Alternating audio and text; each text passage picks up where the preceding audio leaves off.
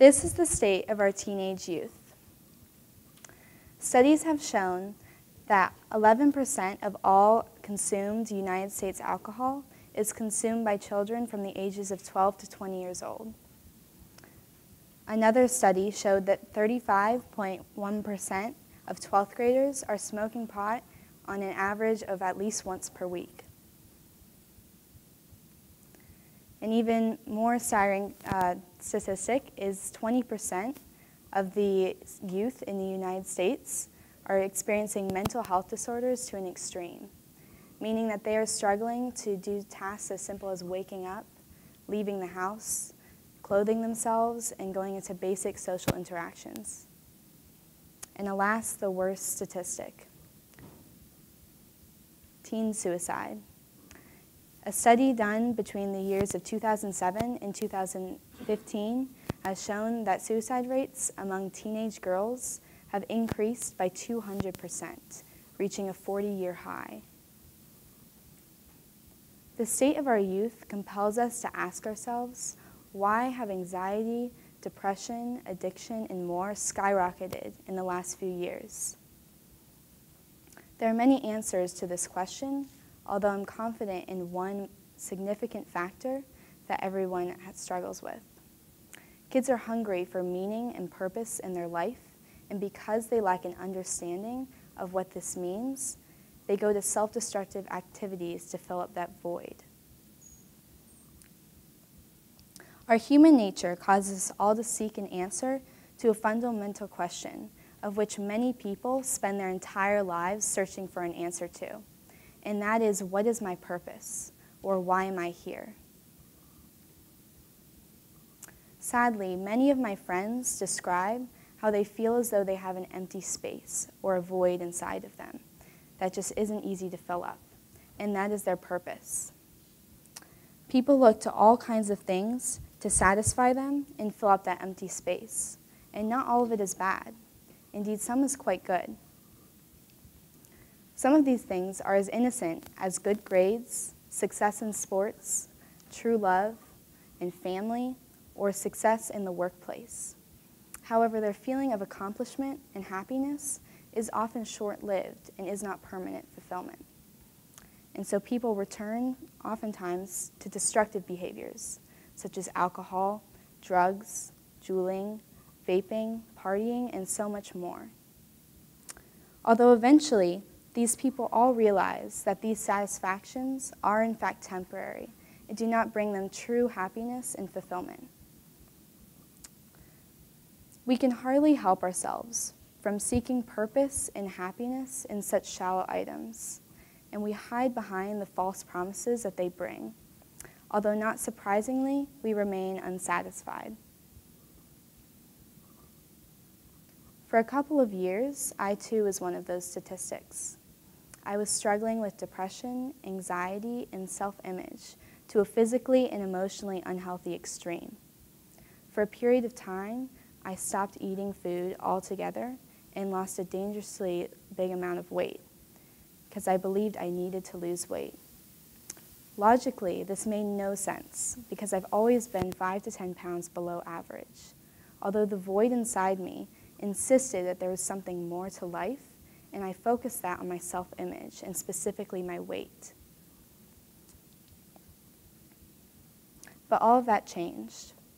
I eventually overcame these things and had very close relationships with my family, to the point where I now can come to my parents for just about anything, and I call my sister my best friend.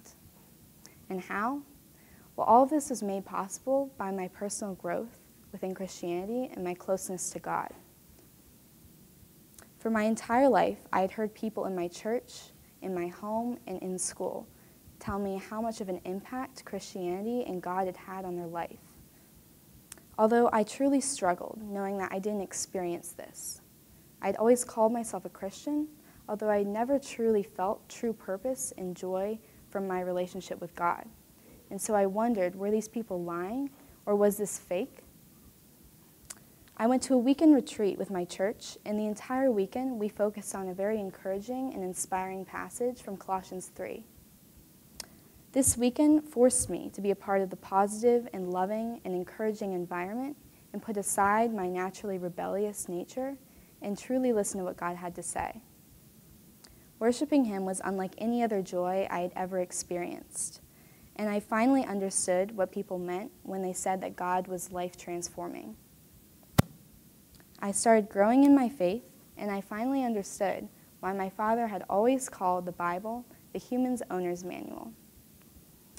My dad claims that as a parent, a son, and a husband, he would not have been able to overcome many of life's obstacles if not for the guidance of this owner's manual. Think of a car or a washing machine. The owner's manual holds all the information needed to know about either of these appliances, and whenever you have a problem or a question about one of these things, you go to the owner's manual. Now imagine creating an owner's manual applicable to every single person's life. Life is significantly more complex and intricate than a car or a washing machine could ever be. But the good news is that God has created an owner's manual that is applicable to everyone with all of their problems and that has solutions to all of their problems. And this is through the Bible. Previously, my natural reaction was to reject the thousands of testimonials and people saying that centering their life around God was the best choice they had ever made. However, when I actually put aside my reservations and learned to open my eyes up to what God had to say, I realized that God really was life-transforming and that He did bring a deep and true purpose into my life. I am now in the amazing process of becoming a disciple of God and getting baptized, and I have never felt more joyful in my entire life. Christianity has provided a purpose, joy, and relationship with God in heaven for eternity. People on earth tend to let you down at some point, big or small. However, God is always there for you and will always be there to listen and love you, and that is the beauty of Christianity. Connecting with God allowed me to open myself up again and learn to trust people and forgive people. Through my new relationship with God, I was being encouraged to become the best version of myself and to look for the best in other people. Although, despite all of this, what is strangest to me is the way that we all seem pre-programmed to reject these things, true or false.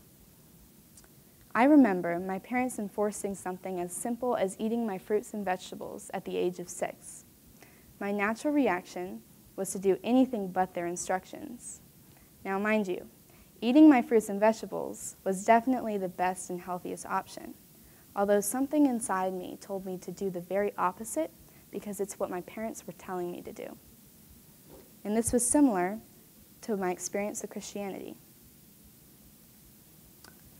I'm certain that we can think of similar instances where we all have rejected things that were clearly good for us to often turn to self-destructive behaviors, no matter how big or small. It seems that when other people attempt to explain how they have found purpose and fulfillment in life, we naturally tend to reject this truth. I've heard people say, "Oh no, Anna, I'm not Christian enough for that to work," or "I've made too many mistakes in my life and God will never accept me." However, if we open ourselves up and put aside these reservations that we all have and realize that God loves everyone and has given everyone an equal opportunity to be able to have life with Him in eternity, the world will be a much happier place. And you might dismiss what I have to say as a teenager speaking about life fulfillment when I've only experienced 16 years of life. And I certainly wouldn't profess to have the wisdom of those older and more mature than me. But my age does not change the fact that I am here, standing, living proof that I have overcome many serious issues through Christianity, and that is something that truly works and that can truly bring you true fulfillment and purpose. And for those who remain skeptical, I can assure you that I have talked to people of all different backgrounds and people of all different ages about this, and they have all said that centering their life around God was the best choice that they had ever made. Today, my life is filled with a meaningful joy and purpose that would have never been possible without God by my side. And so I challenge you to search deep within yourself and ask yourself, what is my purpose? Thank you.